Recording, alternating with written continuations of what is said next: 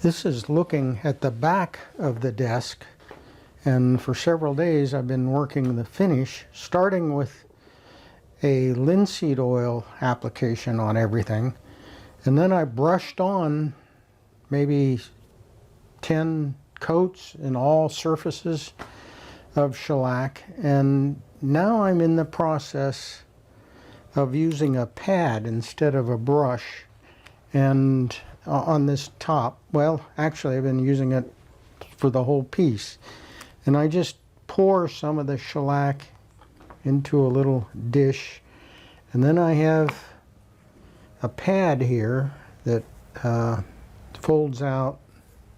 This is furniture wadding material, and I just organize it like that, and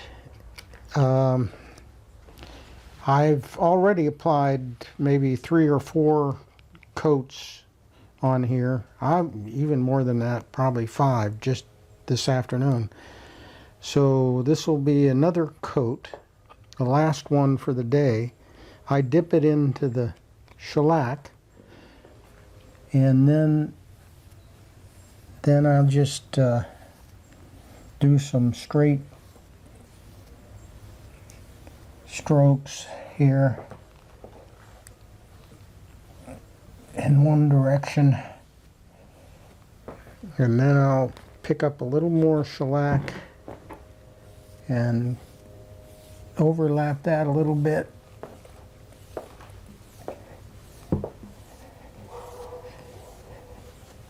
This is Seedlac, Kuzmi Seedlac, and it's waxed. It's got the natural wax in it. It's not de-waxed shellac. It is a dark shellac, and I wanted that dark shellac to color the maple. I did not dye this wood at all. It's a natural color with that linseed oil first, and then this shellac adding color. And I want to, on this top surface, I want to do a French polish, so that'll be the next step.